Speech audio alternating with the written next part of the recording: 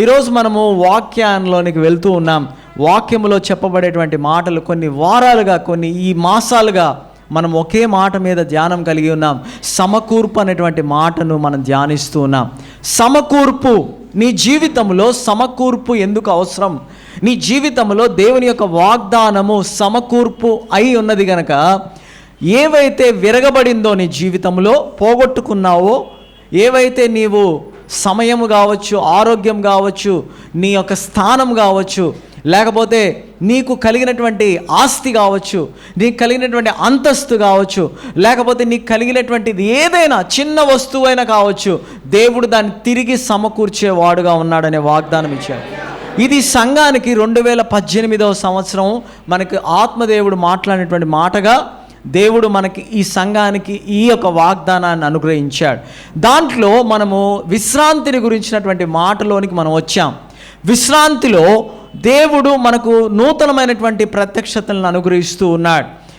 మనం ఇంకా దాంట్లో ఆ ప్రత్యక్షతలో కొనసాగుతూ ఉన్నప్పుడు పరిశుద్ధాత్మ దేవుడు మనతో మాట్లాడేటువంటి విషయం ఏంటి అని మనం చూస్తే, ప్రాముఖ్యమైనటువంటి అంశము క్రైస్తవ జీవితంలో, లేకపోతే ప్రతి వారిలో ఒక ప్రాముఖ్యమైనటువంటి అంశం ఏదైతే ఉందో అది విశ్రాంతి. దేవుని వైపు నుంచి 2 మాటలు ఉన్నాయి. ఒకటేంటంటే కృప, రెండవది కనికరం. కృప దేని కొరకై ఇవ్వబడింది అనేది మనం చాలా రోజులు ధ్యానించాం. కనికరము దేని కొరకై ఇవ్వబడింది అనేది కూడా చాలా ఇంపార్టెంట్. ఏదైతే మనం చేయాలో, దేనినైతే మనము చేయనివి చేశామో దాని నుంచి తప్పించబడడానికి కనికరం అవసరం. హల్లెలూయా. కృప మనల్ని ఏం చేసిందంటే, మనం ఆధిక్యత లేనటువంటి వారముగా ఉన్నప్పుడు మనల్ని దానికి పాత్రుడిగా చేసింది కృప. కనికరము ఏంటో తెలుసా? తప్పు చేసినప్పుడు దేవుడు తన కనికరాన్ని బట్టి క్షమించాడు. హల్లెలూయా. సంతోషించాలి. ఎందుకంటే తెలుసా, చాలా వాటిల్లో మనం తప్పులు చేసిన, మిస్టేక్స్ చేసిన, దేవుని యొక్క కనికరాన్ని బట్టి మనల్ని దేవుడు నిలవబెట్టాడు. హల్లెలూయా. అందుకే చాలాసార్లు మీ మనసులో ఎలా ఉంటుందంటే, అరే నేను అది రీచ్ అయింటే బాగున్నే, నేను అది పొందుకొని నింటే బాగున్నే, నేను ఆ స్థానంలో నేను నింటే బాగున్నే అని అనుకుంటున్నారు మీరు. అయితే మీరు ఆ స్థానంలో ఉన్నప్పుడు దుష్టుని చేత మీరు తప్పించబడేటువంటి వారుగా, లేకపోతే పడిపోయేటువంటి వారుగా ఉన్నప్పుడు దేవుడు ఏం చేశాడంటే, తన కనికరము చొప్పున మీరు దానిలోనికి వెళ్ళనీయకోకుండా తప్పించాడు. Hallelujah. That is about the compassion of God. దేవుని యొక్క కనికరము అలాగ విస్తరించింది ప్రియులారా. సో మనకి ఎదురయ్యేటువంటి ప్రతి సవాల్లో ప్రతిసారి కూడా మనం ఏం చేయబడుతున్నామంటే, శోధనలోనికి ప్రవేశించబడుతూ ఉన్నాం. శోధనలోనికి నెట్టివేసినప్పుడు మన శోధన ఏం చేసిందంటే, మనలో కలిగినటువంటి సమాధానాన్ని, విశ్రాంతిని అనేక సార్లు మనము పోగొట్టుకునే వారముగా ఉంటూ ఉండగా, ఈ కనికరం ఏం చేసిందంటే మధ్యలో నిలవబడి ఆ శోధన నుంచి మనల్ని తప్పించింది. ఆ యొక్క సవాలులో మనం ఎలాగ ప్రవర్తించాలో ఆ జ్ఞానాన్ని దేవుడు తన కనికరము ద్వారా అనుగ్రహించాడు. హల్లెలూయా. అందుకే ఆయన కృపా కనికరమును కలిగిన దేవుడు.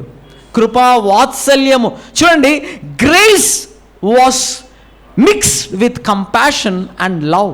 హల్లెలూయా. కృపా కనికరము, కృపా వాత్సల్యత. వాత్సల్యము is nothing but it's a synonymous of love. వాత్సల్యం కలిగిన దేవుడు. ఆయన ఎంత వాత్సల్యం అంటే, ఆయన నీ పట్ల ఒక గొప్ప ప్రణాళిక కలిగి ఉండి నీతో పని చేయించుకోవడానికి మెల్లమెల్లగా నీ మనస్సును మార్చుతూ పనిచేస్తూ ఉన్నాడు. What a lovely God. Hallelujah. అందుకే మనం ఈ విశ్రాంతిని గురించినటువంటి వాగ్దానాన్ని మనలో నిలిచి ఉన్నప్పుడు దానిని పోగొట్టుకోకూడదు. హల్లెలూయా. ఆ వాగ్దానం పట్ల మనం చాలా స్థిరమైనటువంటి నమ్మకాన్ని కలిగి ఉండాలి.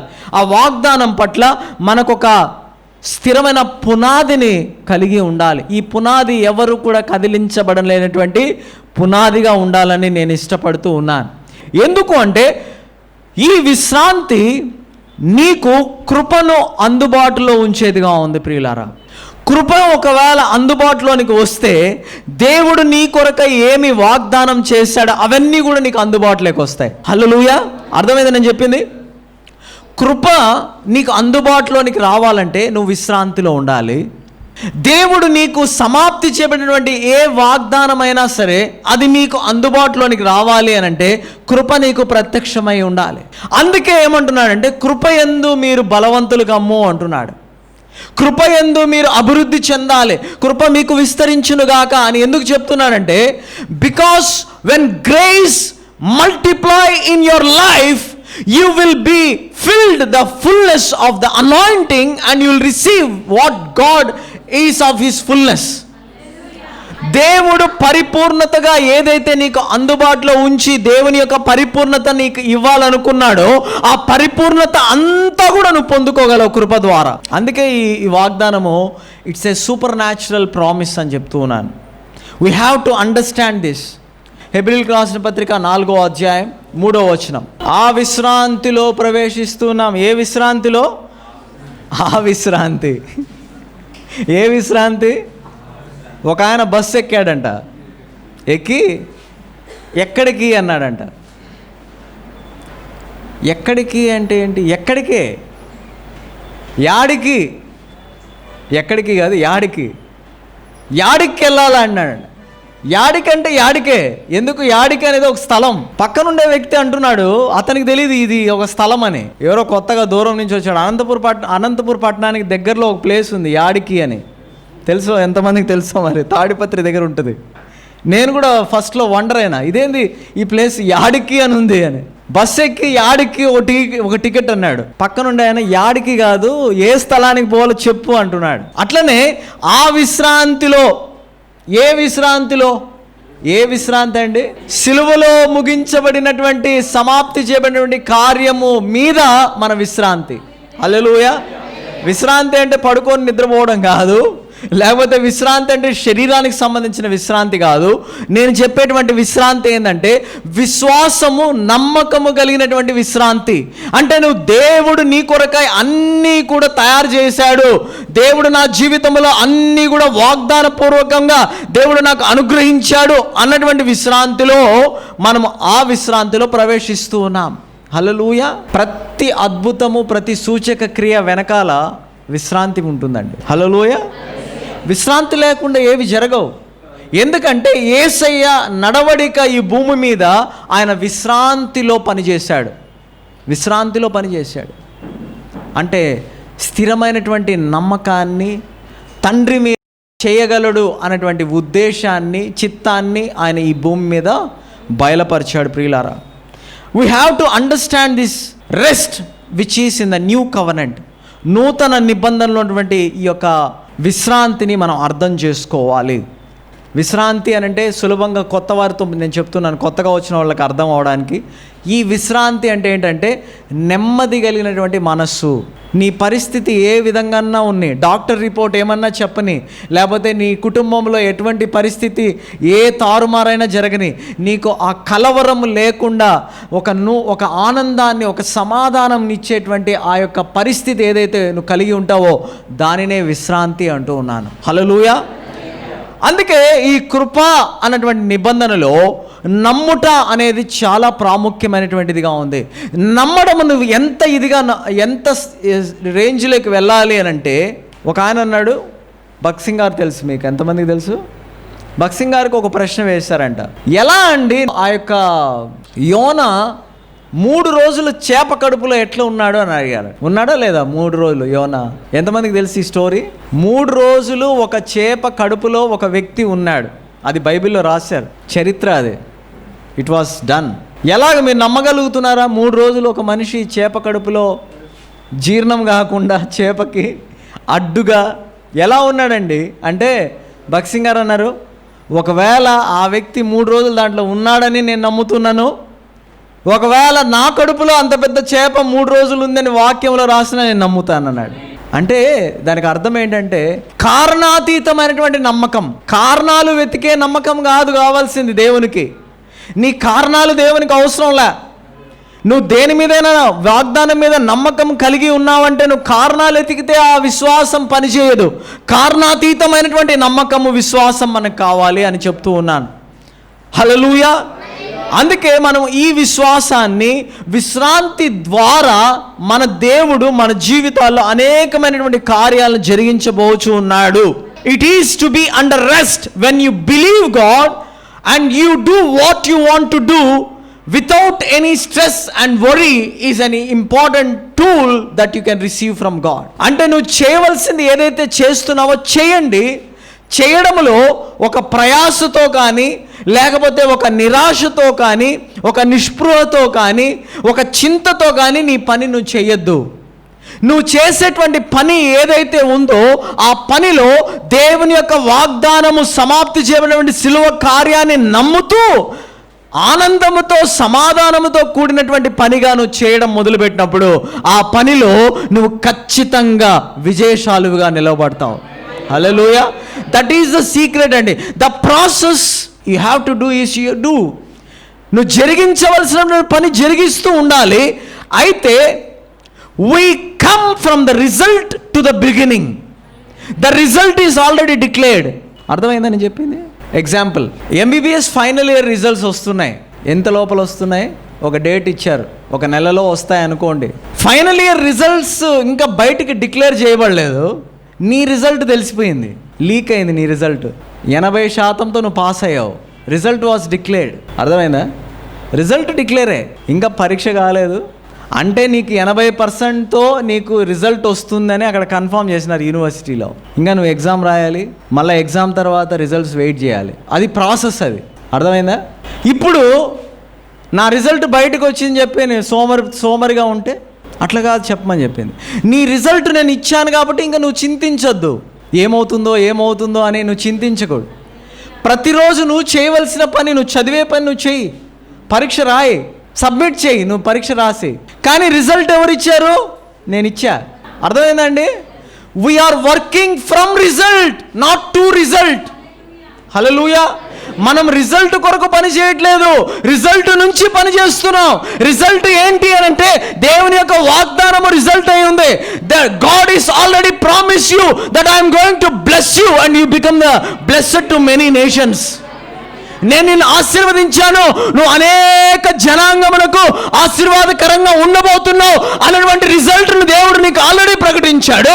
Now it is in your hand that you have to carry forward this result with the confidence. స్థిరమైనటువంటి నమ్మకము ద్వారా నువ్వు ముందరికి నడవాలి. రిజల్ట్ వచ్చినా ఇంకా భయపడుతుంటే ఏందండి పరిస్థితి? అరే రిజల్ట్, ఈ బుక్ అంతా, ఈ పుస్తకం అంతా చదవండి, మీకు రిజల్ట్స్ ఉన్నాయి, అన్ని జవాబులే. ప్రతి జవాబు వెనక మీ సవాలు ఉండొచ్చు. మీకు కావలసిన జవాబులన్నీ దీంట్లో ఉన్నాయి. ఈ జవాబును తీసుకొని మీకు ఎదురయ్యే సవాల్తో ప్రశ్నించండి. ఇది నా జవాబు. This is the result of what I'm facing today and I'm going to get it. అదండి విశ్రాంతిలో నడవడం అంటే. ప్రయోగాత్మకంగా అభ్యాసపూర్వకమైనటువంటి విశ్రాంతి ఏంటి అని అంటే speaking the result when there is no way. నీ సవాల్లో నువ్వు ఆ జవాబు ఏదైతే వాగ్దానం ద్వారా పొందుకున్నావో ఆ వాగ్దాన పూర్వకమైనటువంటి జవాబును నీ సవాలు ముందర నువ్వు మాట్లాడడం. చదవండి మీరు వాక్యాన్ని. దావీదు ఏం చేశాడో, గొలియాతు నిలవబడ్డాడు. తెలుసు దావీదుకి ఇది అసంభవం అని తెలుసు. సిచ్యువేషన్ చాలా క్రిటికల్గా ఉంది. సౌలు వణికిపోతున్నాడు, గడగడ వణుకుతూ ఉన్నాడు. అంత పెద్ద ఆజానుభావుడు సౌలు ఎంత హైట్ ఉంటాడు తెలుసా? Very big giant soul. కానీ ఆ 7 అడుగుల ఆ యొక్క జైంట్ని చూసి భయపడిపోతూ ఉన్నాడు. గొలియాతుని చూసి వణికిపోతున్నాడు. ఎవరు ముందరికి వెళ్ళలేకపోతున్నారు. వాడు సవాలు విసురుతున్నాడు. ఎవడైనా వస్తాడన్నతో పోట్లాడతాడు, కమాన్ అని తొడగొడుతున్నాడు. వాడు అన్నీ చేస్తున్నాడు, ఎగతాళి చేస్తున్నాడు ఇశ్రాయేలు ప్రజల్ని. దావీదుకు నిబంధన తెలుసుకున్నాడు. David understood about the covenant of God. దేవుడు ఇశ్రాయేలీయులతో చేసినటువంటి నిబంధన ఎట్టిదో దావీదు తెలుసుకున్నాడు. కాబట్టి దావీదు తెలుసుకున్నటువంటి సత్యాన్ని ఆ సవాలు విసిరినప్పుడు ఎదురుగా ప్రతి సవాలు విసిరాడు. ఏంటో తెలుసా? You uncircumcised Philistine. సున్నతి లేనటువంటి ఓ ఫిలిస్తీయుడా, నీకే అంత ధైర్యం ఉంటే మరి నాకెంత ధైర్యం ఉండాలి? జవాబు నుంచి మాట్లాడడం అంటే ఇలాగా నేర్చుకోవాలి. హల్లెలూయా. రోగం వచ్చినప్పుడు జవాబుతో మాట్లాడండి.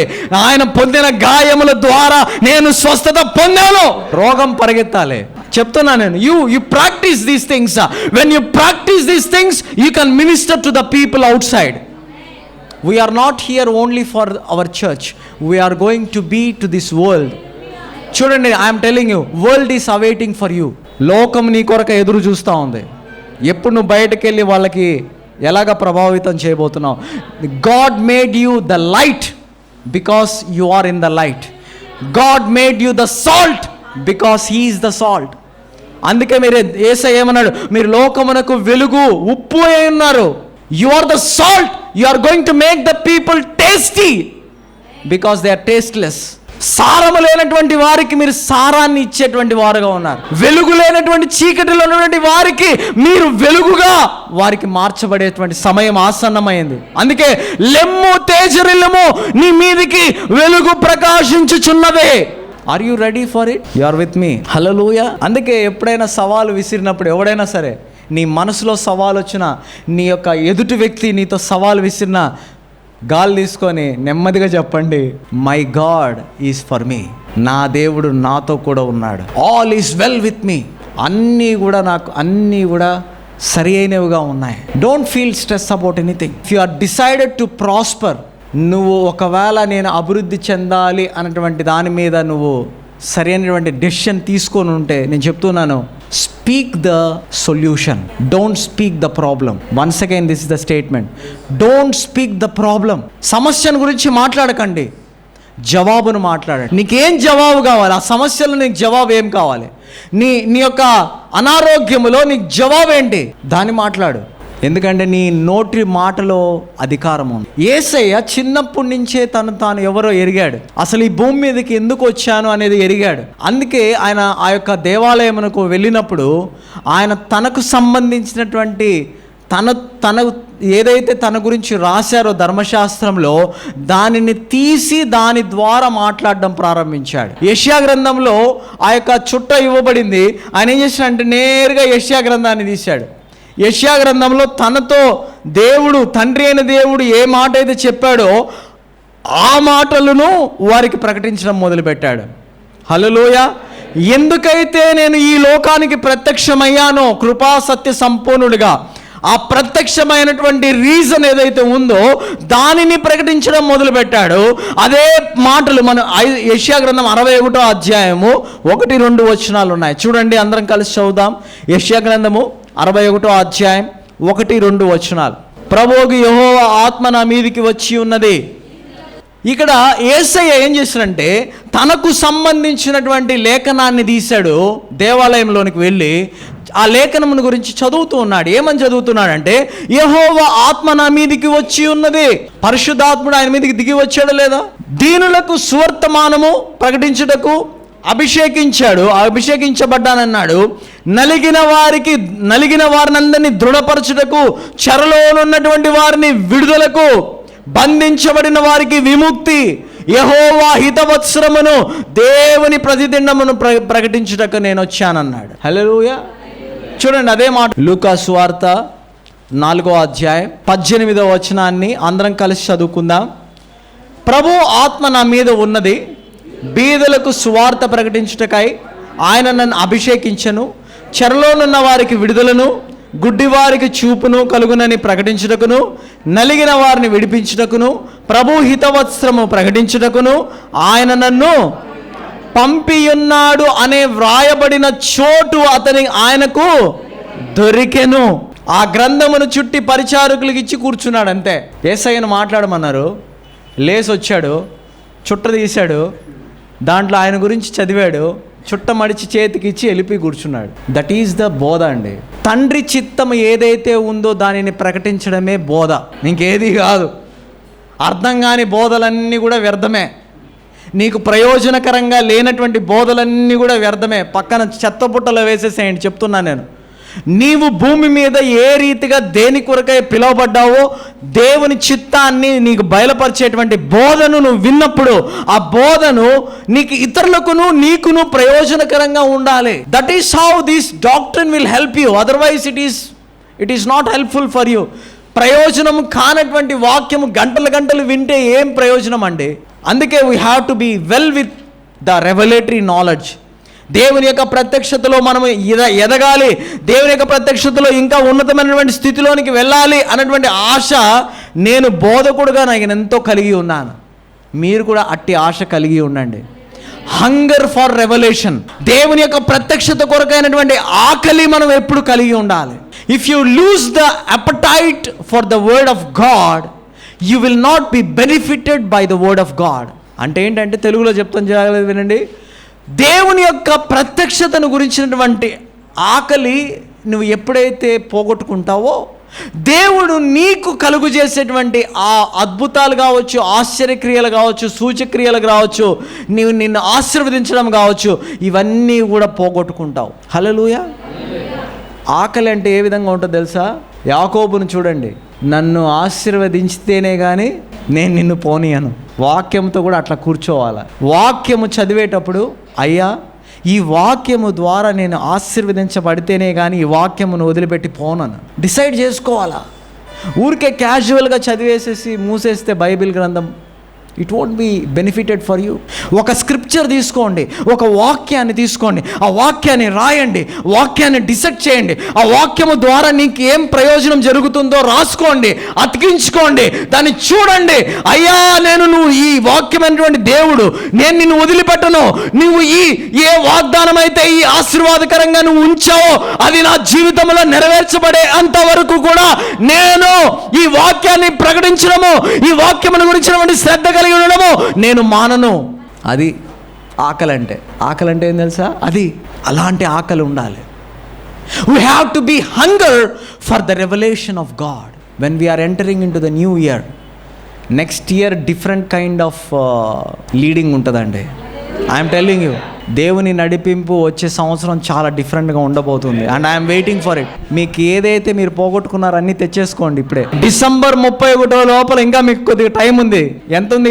ఎన్ని రోజులు ఉన్నాయి? ఇంకా ఒక మహా అంటే 35 రోజులు ఉన్నాయి. 35 రోజులు ఉన్నాయి.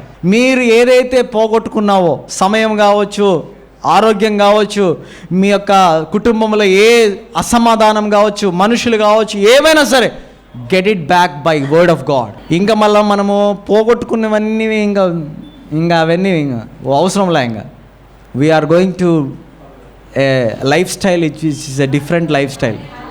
I'm telling you, the 2019 year 2019 ప్రొఫెటిక్గా రిలీజ్ చేస్తున్నాను. It is going to be the lifestyle of doing supernatural things. Yes, అంటే సూచక క్రియలు, అద్భుతాలు అనేది ఏదో ఎప్పుడో జరిగేది కాదు. అది మన జీవన శైలిగా మార్చబడిపోతుంది. ఐఎమ్ టెల్లింగ్ యూ, నీ జీవన శైలిగా అది మార్చబడేటువంటి సమయం ఆసన్నమైంది. This is the words that I have received and I'm telling you, when you still have this hunger, ఈ ఆకలి అయితే ఏదైతే ఉందో, ప్రత్యక్షతను గురించినటువంటి ఆకలి నువ్వు ఎప్పుడైతే అలాగనే కంటిన్యూ చేస్తూ ఉంటావో, the word of God will become so clear and real to you that you will stand and you will declare the solution of your problem. ప్రతి సమస్యకు నువ్వు జవాబును చెప్పేటువంటి ఆ పరిస్థితిని ఎప్పుడు నిరంతరం ఎప్పుడైతే నువ్వు ఎప్పుడు దాన్ని కలిగి ఉంటావో, నీ జీవితంలో ప్రతి సవాలు, ప్రతి ప్రశ్న, it is going to B addressed. దేవుని యొక్క కార్యాలు చాలా గంభీరమైనవి ప్రియులారా. 2వ పేతురు రాసిన పత్రిక 3వ అధ్యాయం 18వ వచనాన్ని అందరం కలిసి చదువుకుందాం. 2వ పేతురు 3వ అధ్యాయం. మన ప్రభువును రక్షకుడునైన యేసుక్రీస్తు అనుగ్రహించు కృపయందును జ్ఞానమందును అభివృద్ధి పొందుడి. ఆయన ఇప్పుడును యుగాంత దినమందు వరకును మహిమ కలుగును గాక. ఆమేన్. Grow in grace and in the knowledge of our Lord and Savior Jesus Christ. దేంట్లో ఎదగాలంటుంది? కృపయందు. పేతురు ఎవరండి? యేసు ప్రభు ఎంత శిష్యుడు? నేను యేసయ్య ఇట్లా అని చెప్పే శిష్యుడు. పేతురు అట్ట గర్వంగా చెప్పుకునే శిష్యుడు అందరితో. వీళ్ళంతా కాదు. ఆయన పేతురు రాసిన పత్రిక ఆఖరి మాట చూడండి. ఈ 2 పత్రికలకి ఆఖరి మాటలో ఆయన చాలా ఇంపార్టెంట్ విషయాన్ని తెలియపరిచాడు. ఏంటి ఆ ఇంపార్టెంట్ ప్రాముఖ్యమైనటువంటి సంగతి అంటే, మన ప్రభువును రక్షకుడునైన యేసుక్రీస్తు అనుగ్రహించు కృపయందును జ్ఞానమందును అభివృద్ధి పొందండి. అంతే. Grow in the grace and knowledge of Jesus Christ. Are you growing in the knowledge of Jesus? Yes. We have to grow constantly in the knowledge of Jesus. ఎప్పుడైతే దేవుని యొక్క జ్ఞానములో, ఆయన కృపలో మనము అభివృద్ధి చెందుతూ పోతూ ఉంటామో, we will have the place of God in our lives. ఆయన గురించినటువంటి స్థానాన్ని మనం ఎప్పుడు కలిగి ఉంటామో, ఆ స్థానం ఏంటి అంటే గొప్ప సమాధానంతో కూడినటువంటి విశ్రాంతిని మనం కలిగి ఉంటాం. 2 పేతురు 1:2లో, 2 పేతురు రాసిన పత్రిక 1వ అధ్యాయం 2వ వచనం, తన మహిమను బట్టి గుణాతిశయమును బట్టి మనల్ని పిలిచిన వాని గూర్చిన అనుభవ జ్ఞానము మూలముగా ఆయన దైవశక్తి జీవమునకును భక్తికి కావలసిన వాటన్నిటినీ మనకు దయచేయునందున. సో మనకు భక్తికిని జీవానికి కావలసినవన్నీ కూడా దేని ద్వారా ఆయన అనుగ్రహించాడంటే జ్ఞానము మూలముగా, అనుభవ జ్ఞానము మూలముగా ఆయన మనకు అవన్నీ అనుగ్రహించాడు. So by wisdom of God we have everything that pertain to life and godliness. అంటే జీవానికి భక్తికి కావలసిన వాటన్నిటి కూడా భూమి మీద నువ్వు పనిచేయడానికి, జీవనకు భక్తికి నీకు కావలసినవన్నిటిని కూడా దేవుని జ్ఞానము ద్వారా ఆయన బయలుపరిచాడు. అందుకే మనం దాంట్లో అభివృద్ధి చెందాలి. Thank you lord. So the more knowledge of Jesus Christ you will experience his grace more in your life. అర్థమైందా? తెలుగులో చెప్తాను, నువ్వు దేవుని జ్ఞానములో ఎంత ఇదిగా ఎదుగుతావో, దేవుని జ్ఞానాన్ని ఎంత ఇదిగా తెలుసుకుంటావో, అంత ఇదిగా దేవుని యొక్క కృప నీ మీద విస్తరించబడుతూ ఉంటుంది. నీ జీవితంలో దేవుని యొక్క కృప విస్తరించబడాలి అని అంటే నువ్వు దేవుని జ్ఞానములో ఎదగాలి. తీర్మానించుకోండి ఈరోజు, I am taken a decision in my life that I want to grow in the wisdom of God so that the grace of God will grow in my life. ఎంతమంది కావాలి దేవుని కృప? Grace. People are living under some shadow and they are saying that we are in the reality. Shadow ఏంటో తెలుసా? away from grace. కృప నుంచి దూరముగా ఉండి కూడా, కృపను గురించి తెలుసుకొని ఉండి కూడా, కృపలో ఎదగకుండా కృపను గురించి మాట్లాడేటువంటి పరిస్థితిలో ఉన్నారు. I'm telling you, this is called the grace revolution. What is revolution? విప్లవం. కృప యొక్క విప్లవం జరగబోతుంది 2019. I'm telling you, the grace revolution is happening in India. India will experience the grace revolution in all the churches also. అన్ని సంఘాలు కూడా ఈ కృప గురించినటువంటి విప్లవాత్మకమైనటువంటి ఈ యొక్క ప్రత్యక్షతను పొందుకోబోతూ ఉన్నారు. ఎందుకో తెలుసా? కృప ద్వారా దేవుడు సమస్తము సమకూర్చాడు అనేటువంటి వాస్తవాన్ని వారు మర్చిపోయారు గనక తిరిగి దేవుడు ఏం చేస్తున్నాడంటే ఆయన వాగ్దానము ద్వారా కృపను గురించినటువంటి మాటను దేవుడు తన ప్రజలైనటువంటి వారికి ఆయన ప్రత్యక్షము కాబోతూ ఉన్నాడు. యాంటీ క్రైస్ట్ వస్తాడని బైబిల్లో ఉందా? ఎవరండి యాంటీ క్రైస్ట్? అంత్యగా క్రీస్తు. అబద్ధ ప్రవక్త వస్తాడా? వీళ్ళందరూ దేని మీద ప్రయోగిస్తారు తెలుసా? గ్రేస్ మీద. చూడండి, the powerful teaching in the world is the grace gospel. ఎందుకో తెలుసా? ఎప్పుడైతే కృపను గురించిన సువార్త సమస్త జనాంగం వింటుందో అక్కడికి పని అయిపోయింది. దేవుని చిత్తం సమాప్తి చేయబడుతుంది. అది జరగనీయకోకుండా చేసేటువంటి పనే ఈ అబద్ధ ప్రవక్త కానీ అంత్యక్రీస్తు కూడా. అందుకే రకరకాల బోధలు రాబోతున్నాయి. ఈ కృపను డైల్యూట్ చేయబోయే బోధలు. కృపను ఏం చేస్తాయంటే మిళితం చేసి దాన్ని ఆ సరైనటువంటి విధానంలో అర్థం కానియకోకుండా చేసే బోధలు రాబోతున్నాయి. But thank God that we have the Holy Spirit. పరిశుద్ధ ఆత్మదేవుడు మనకున్నాడు. He is going to teach much more about the grace.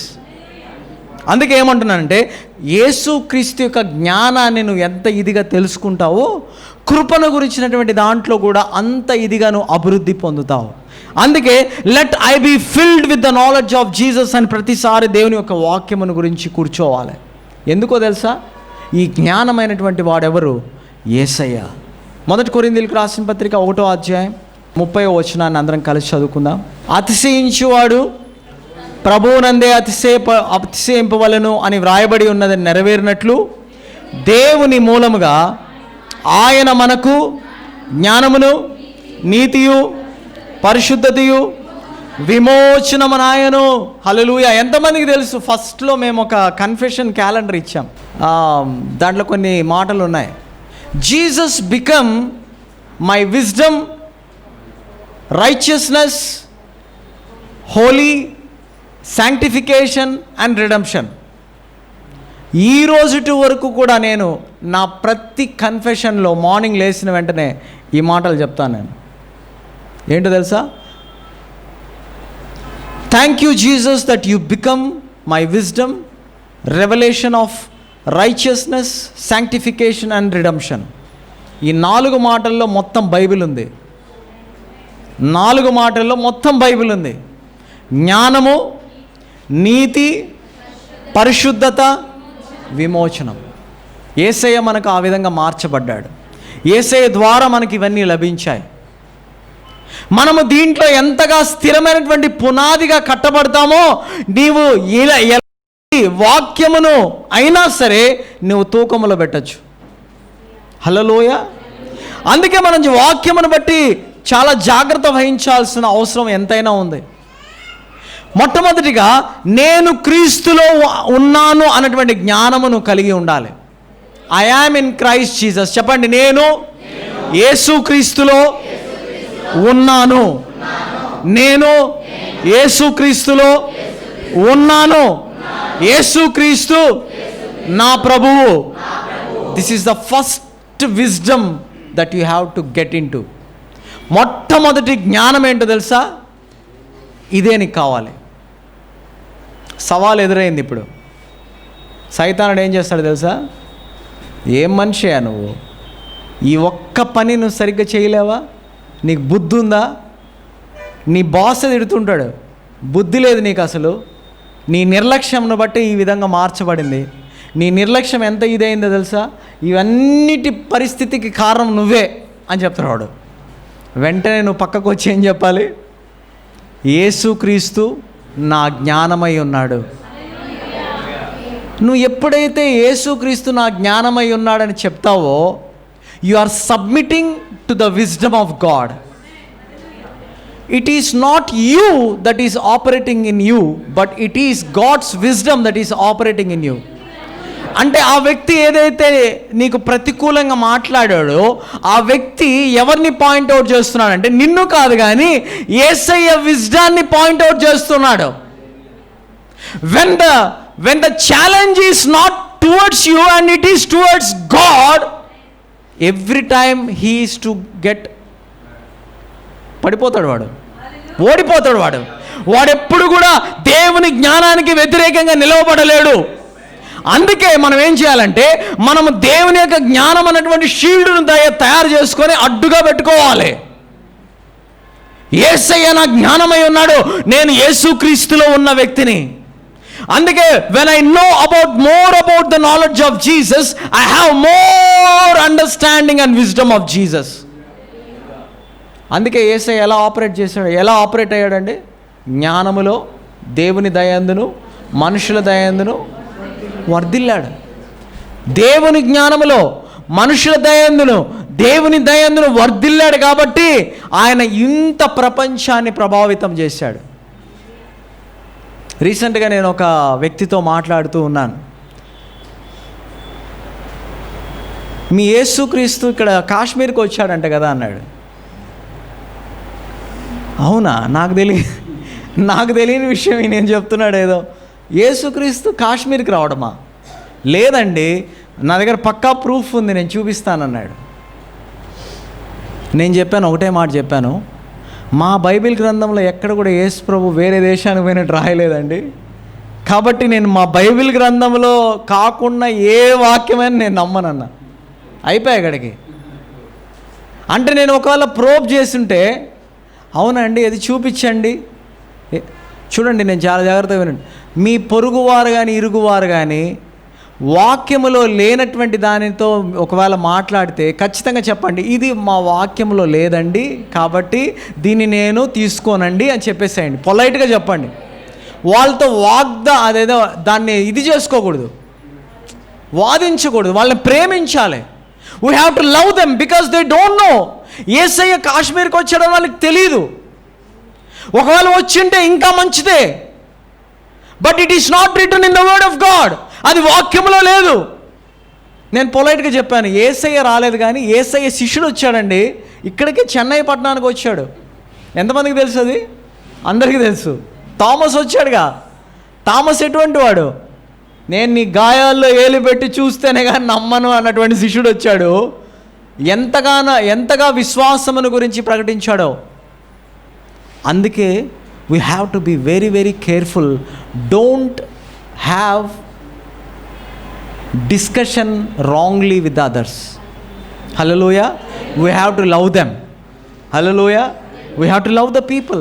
పొలైట్గా చెప్పండి వాళ్ళకి, లేకపోతే వాళ్ళని తీసుకురండి. మేము మాట్లాడతాం. ఎందుకంటే వాక్యములో లేనిది ఎవరైనా నీ మనసులో ఒకటి నాటితే వెంటనే తొలగించుకోండి. ఎందుకునంటే ప్రత్యక్షత నీ జీవితంలో నెరవేర్చబడకుండా అది ఒక అడ్డుబండగా ఉంటుంది. సో దేవుడు మొట్టమొదటిగా నీకు జ్ఞానమై ఉన్నాడు, రెండవదిగా ఆయన నీకు నీతి అయి ఉన్నాడు. హల్లెలూయా చెప్పండి. దేవుడు నాకు నీతి అయి ఉన్నాడు. ఇంగ్లీష్లో I am the righteousness of God. ఎంతమంది నమ్ముతున్నారు నేను దేవుని యొక్క నీతి నాలో ఉంది? నేను ఈ ప్రశ్న కొన్ని సంవత్సరాల క్రితం నాకే వేయబడింది. ఎంతమంది నీతిమంతులు ఉన్నారు ఇక్కడ అన్నారు. ఒక ఆయన వచ్చి ఎంతమంది నీతిమంతులు ఉన్నారు ఇక్కడ చెప్పండి అన్నాడు. నీతిమంతుడును లేడు, ఒక్కడును లేడనే స్క్రిప్చర్ నాకు గుర్తొచ్చింది. అందరూ త్రోవ తప్పి తిరుగుతున్నారు. మరి ఎవడు అని వెనక్కి చూసా, ఎవరైనా ఉన్నారేమో నీతిమంతులని. అందరూ చేతులు ఎత్తారు. ఈ నీతి నీకు సంబంధించిన నీతి కాదండి. దేవుని నీతి నీ నీతి అయి ఉన్నది కాబట్టి నువ్వు నీతిమంతుడు. హల్లెలూయా. నేను ఎప్పుడు నీతిమంతుడిగా చేయబడలేను. It is an impossible thing that I become a righteous by my own. నేను నా సొంతంగా నీతిమంతుడు అనంటే that is a false, that is not a true. ఇప్పుడు నువ్వు నీతిమంతురాలు ఎందుకు అయ్యావంటే క్రైస్ట్ బికేమ్ యువర్ రైచియస్నెస్. క్రీస్తు నీ పాపమును తీసుకొని ఆయన నీకు నీతి అనేటువంటి బహుమానాన్ని ఇచ్చాడు. అర్థమైందా? హల్లెలూయా. బహుమానం అంటే ఏంటో తెలుసా? నువ్వు ఎంజాయ్ చేయి. Gift, this is a gift. You can enjoy that. This is the gift that I am giving to you. You have to take it and you can enjoy. The gift that God has given by the cross and the finished work of cross is the righteousness. There is no way that you can make righteous by your own. నీ సొంతంగా నువ్వు ఎప్పటికీ కూడా నీతిమంతుడిగా తీర్చబడలేవు అనేటువంటి దానిని ఆయన శిలువ మరణము ద్వారా నిన్ను దేవుడు ఏం చేశాడంటే నీతిమంతుడవు అనే ఆ యొక్క బిరుదునిచ్చాడు. ఇప్పుడు చెప్పండి, నేను నా నీతి కార్యాలు, వినండి, నేను నా నీతి కార్యాలు నేను జరిగించే క్రియలను బట్టి నేను నీతిమంతుడునా, లేకపోతే యేసయ్య చేసిన శిలువ కార్యాన్ని బట్టి నేను నీతిమంతుడునా?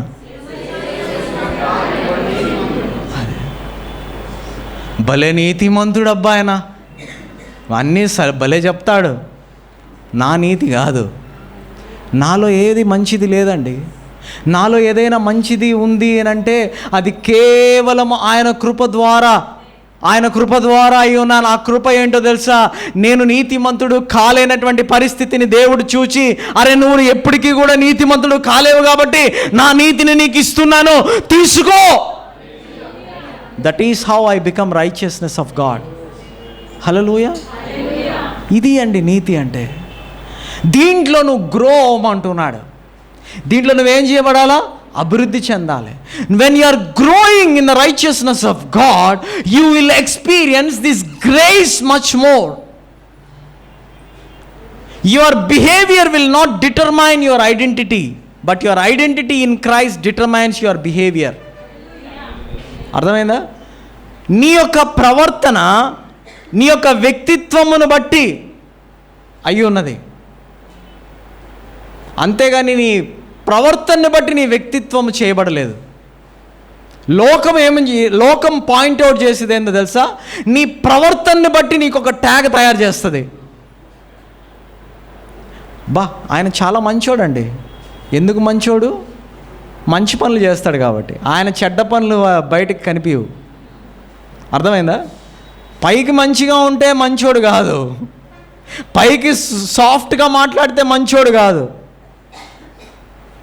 వ్యక్తిత్వము, the personality who he is determines the behaviour. It is not the behaviour that determines the personality. చాలా జాగ్రత్తగా వినండి ఇది.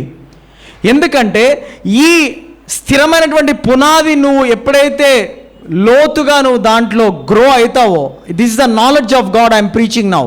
దేవుని యొక్క జ్ఞానాన్ని నేను మీకు బోధిస్తున్నాను. దేవుని జ్ఞానం ఏం చెప్తుందంటే, నీ వ్యక్తిత్వాన్ని బట్టి నీ యొక్క ప్రవర్తన అయి ఉన్నది. అర్థమైందా?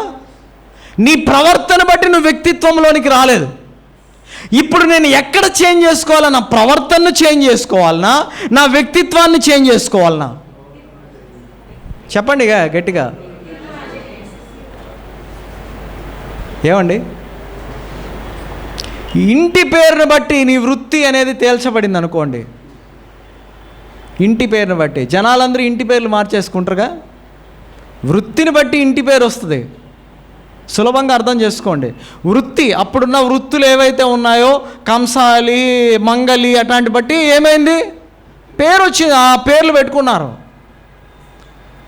అలాగనే ఇప్పుడు నేను నా స్టేటస్ను మార్చుకోవాలనుకుంటే, నా రాంగ్ స్టేటస్ నేను ఎప్పటికీ కూడా బిహేవియర్ని బట్టి నేను మార్చుకోలేను.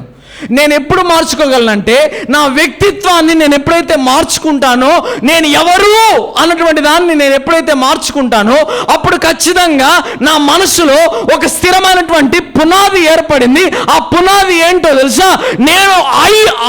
నేను గిడియన్ అయ్యాను కాబట్టి I am the mighty man of valour. నేను క్రీస్తులో నీతిమంతుడును కాబట్టి నేను నీతి కార్యాలను జరిగించే వ్యక్తిని అని నువ్వు డిసైడ్ అవుతావు. When you decide yourself that I do right things, you are going to do that because the Holy Spirit will give you the wisdom how to tackle in those areas where you are unable to. చూడండి, మన సొంతంగా మంచి చేయాలంటే ఎప్పుడు చేయలేమండి. నీ సొంతంగా నువ్వు మంచి చేయాలా, నేను మంచిగా ఉండాలంటే ఎప్పటికీ కుదరదు. అది దానికోసం వెయిట్ చేసి చేసి చేసి హృదయం దోషారోపణతో నిండుకొని చాలామంది నశించిపోయినవారు. But God's word telling you, it is not your ability. నీ యొక్క సామర్థ్యతను బట్టి నువ్వు ఎప్పుడు కూడా మంచితనాన్ని చూపించలేవు. నీ సామర్థ్యాన్ని బట్టి నువ్వు ఎవరిని ప్రేమించలేవు. నీ సామర్థ్యతను బట్టి ఎవరికి దయ చూపించలేవు. నీ సామర్థ్యాన్ని బట్టి ఎవరికి మేలు చేయలేవు. కానీ ఆయన నీ పట్ల కలిగినటువంటి నీ వ్యక్తిత్వాన్ని మార్చాడు కాబట్టి, నువ్వు క్రీస్తు యేసులో ఉన్నావు కాబట్టి ఇప్పుడు నేను చెప్తున్నాను, నేను నీతిమంతుడను. ఒక ఆయన సింగపూర్లో, నేను చెప్పాను ఇంత మునిపే ఉదాహరణ, is a smoker, addicted to smoker and is a believer. విశ్వాసి అండి, కానీ స్మోక్స్, ఆ బానిసత్వంలో ఉన్నాడు. పాస్టర్ గారు ఒక మాట చెప్పాడు, నువ్వు సిగరెట్ వెలిగించేటప్పుడు కూడా చెప్పు నేను నీతిమంతుడిని అని చెప్పు అన్నాడు. అంటే ఏంటో తెలుసా? వ్యక్తిత్వాన్ని నువ్వు గుర్తు చేసుకునే కొద్దీ నీ ప్రవర్తన మారుతుంది. హల్లెలూయా. నీ వ్యక్తిత్వం ఏంటి, నువ్వు క్రీస్తులో ఏమై ఉన్నావు అనేది నువ్వు చెబుతూనే ఉండు. నీ పాత బుద్ధిలో ఉన్నప్పుడు కూడా చెబుతూనే ఉండు. నువ్వు ఖచ్చితంగా దాంట్లో నుంచి బయటకు వస్తావు. నువ్వు చెబుతూనే ఉండు, నేను దేవుని నీతిమంతుడును, యేసయ్య నాకు నీతి అయి ఉన్నాడు, నేను ఇప్పుడు జీవించే జీవితం నా జీవితం కాదు, నేను క్రీస్తు కొరకే చనిపోయి భూస్థాపన చేయబడి తిరిగి లేపబడ్డాను. బాప్తిసం తీసుకున్న వారితో మాట్లాడుతున్నాను. If you have the world nature in your life, I'm telling you, say that I am the righteousness of God in Christ. నీలో ఆ పాతది ఏదైనా చిగురు ఉంటే, ఒకవేళ అది నిన్ను బాధిస్తూ ఉంటే చెబుతూనే ఉండాలి, నేను యేసయ్య యొక్క నీతి అయి ఉన్నాను కాబట్టి నేను ఇది చేయను. హల్లెలూయా. ఈ వ్యక్తి వెళ్ళాడు, యవనస్తుడు, ఆ యొక్క అంగడి దగ్గరికి వెళ్ళాడు, సిగరెట్ ఇవ్వమన్నాడు. సిగరెట్ తీసుకుంటున్నాడు. Because he is not under his control, is addicted. బానిసత్వంలో ఉన్నాడు. చెబుతూ ఉన్నాడు. పాస్టర్ గారు జ్ఞాపకం చేసిన మాటలు గుర్తొచ్చాయి, ఆ జ్ఞాపకానికి వచ్చాయి. ఏం చెప్తున్నాడంటే, నేను నీతిమంతుడను కదా, నేను నీతిమంతుడను అంటూ ఉన్నాడు. సిగరెట్ చేతికి తీసుకున్నాడు, వెలిగించాడు. వెలిగించాడు, చూసుకున్నాడు. ఈ సిగరెట్ ఒక పఫ్ తాగాడు. చెప్పాడు, నేను నీతిమంతుడను కదా. పరిశుద్ధాత్మదేవుడు పనిచేయడం మొదలుపెట్టాడు. ఎప్పుడైతే పరిశుద్ధాత్మదేవుడు పనిచేయడం మొదలుపెట్టాడు, ఆ సిగరెట్ని తీసి కాలు కింద వేసి తొక్కేసి, నేను నీతిమంతుడను. ఎప్పటికీ కూడా సిగరెట్ తాగలేదంట. తర్వాత ఎప్పుడు కూడా తాగలేదు. అలాగా మార్చబడతారండి. ప్రవర్తన మార్చబడాలంటే నీ వ్యక్తిత్వం మార్చుకోవాలి. That is how you have to think, growing in the knowledge of God. దేవుని యొక్క జ్ఞానంలో నువ్వు ఎదగాలి అనంటే మొట్టమొదటిగా నువ్వు ఏమై ఉన్నావు అన్నటువంటి దాన్ని నువ్వు తెలుసుకోవాలి.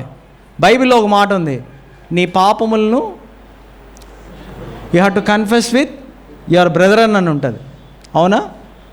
ఒకరికొకరు ఒప్పుకోవాలని ఉంటుంది. ఎవరు నమ్మదగిన వ్యక్తి అండి? ఒప్పుకుంటే కుమ్మేరు నిన్ను. సింపుల్ లాంగ్వేజ్ చెప్తున్నాను. మీ వీక్నెస్ను ఒకరికొకరు అప్పు చెప్పుకోండి. దేవుని ప్రార్థించి ఒకరికొకరు చెప్పుకోండి అని ఉంది. కానీ if you tell your weakness or your sin to some your brother, how can you accept that? అర్థమైందా? ఆ వర్స్ ఎవరైనా కనుగొన్నట్లయితే నాకు చూపించండి. I forgot that verse. చూడండి, confess your faults, let you confess your faults so that you will be forgiven. మీ యొక్క ఆ పరిస్థితిని ఏదైతే మీరు బలహీనంగా ఉన్నారో సంఘములో ఉన్నటువంటి వారికి చెప్పమన్నాడు. ఎందుకో తెలుసా? వారు నీ వ్యక్తిత్వాన్ని గుర్తు చేయడానికి చెప్పమన్నాడు. Not about praying for your fault, not about telling some advice to change your fault, but to tell the church should tell the weaker brother that you are in Christ Jesus. నీవు క్రీస్తులో ఉన్నటువంటి వ్యక్తివి అని నీకు ప్రతిసారి కూడా వారు ఏం చేస్తారంటే నిన్ను ధైర్యపరచడానికి నీ యొక్క వీక్నెసెస్ను ఒక మెచ్యూర్ క్రిస్టియన్కి నువ్వు చెప్పడం ద్వారా అది జరగబడుతుంది. He will become a mentor for you. హల్లెలూయా. అంతేగాని వాళ్ళ వీక్నెస్లన్నీ మైండ్లో వేసుకొని దొరుకుతాడులే వీడు ఎప్పుడైనా. చదవండి గట్టిగా.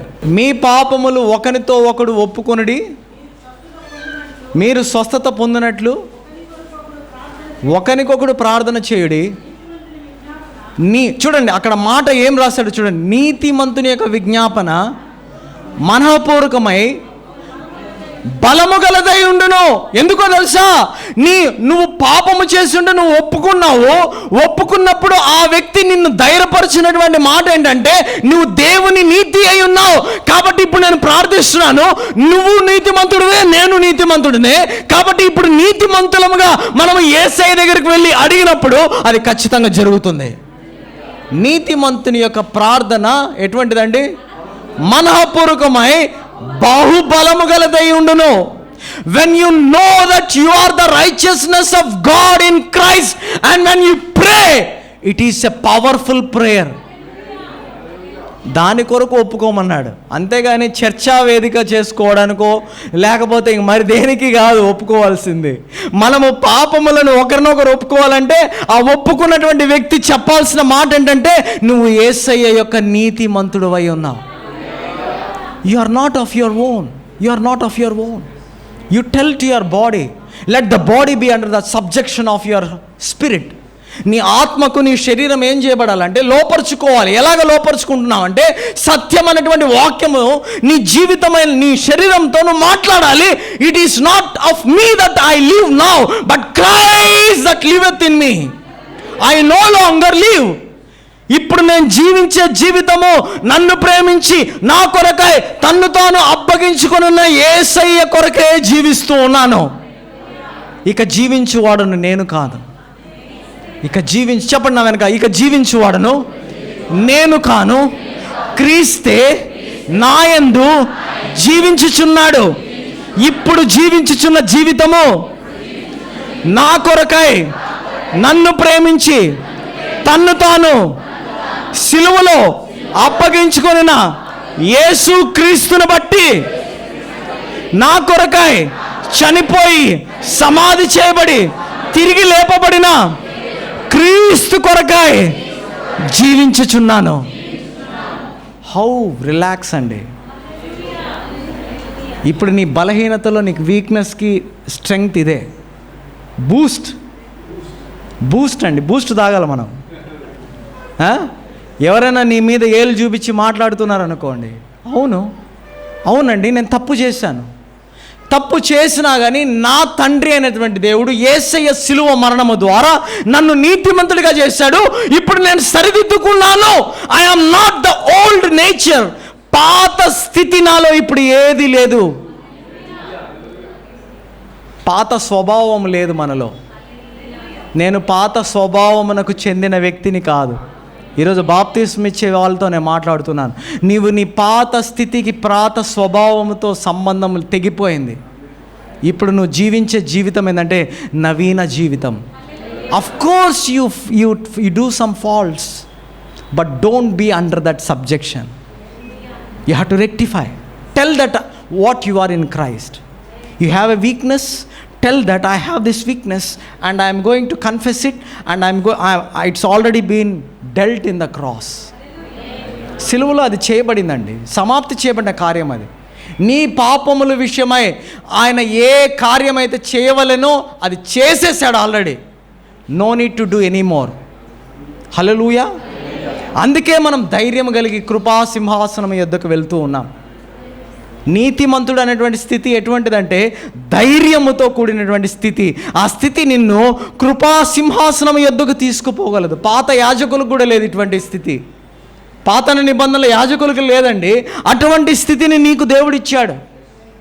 The old priest cannot enter in to the holy of holies with a confidence in their heart. But నీకు దేవుడిచ్చాడు. ఎందుకో తెలుసా? నిన్ను ప్రేమించాడు కాబట్టి, నీ కొరకై ప్రాణం పెట్టాడు కాబట్టి, నీ జీవితం కొరకై ఆయన నీ జీవితం మీద ఇష్టపడ్డాడు కాబట్టి, నీ కొరకై ఆయన తన సమాప్తి చేయబడిన కార్యము ద్వారా నేను స్థిరపరచడానికి కొరకై ఆయన తన్ను తానుగా నిన్ను తన కృప ద్వారా పిలుచుకున్నాడు. ప్రియులారా, so I have to tell I'm the righteousness of God. మీకు ఒక ఉదాహరణ చెప్తాను, చాలా జాగ్రత్తగా వినండి. I'm telling you this example ఈ can turn you like anything. ఎందుకంటే నేను ఈ ప్రత్యక్షతను ఎప్పుడైతే నేను పరిశుద్ధాత్మదేవుడు నాకు చూపించాడో, my total perspective how I think about people has totally changed. ఎంతమంది దావీదు తెలుసండి? దావీదు తెలుసా? దావీదు మామ ఎవరు దావీదు మామ? సౌలు ఏం చేశాడు? దావీదుని తరిమి చంపాలనుకున్నాడు. ఎట్లా? తరిమి.